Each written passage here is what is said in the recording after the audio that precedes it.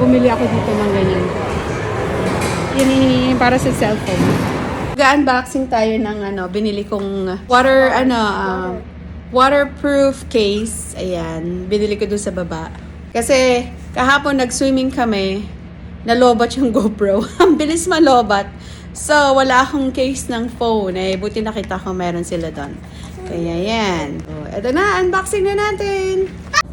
Ben ko tong table na astig. Ay, a hot sunny day.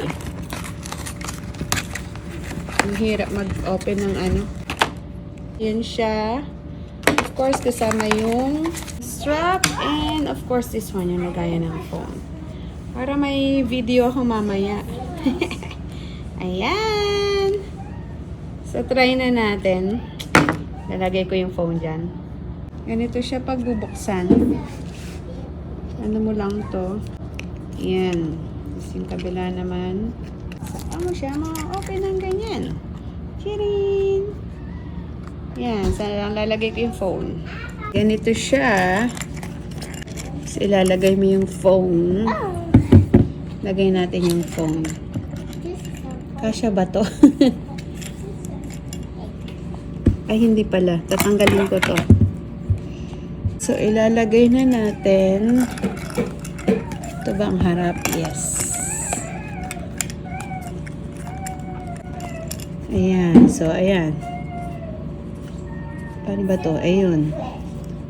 Kita ba? Pipindot naman. Yan. Pag isasarado mo, ayun pala dapat. Ayan.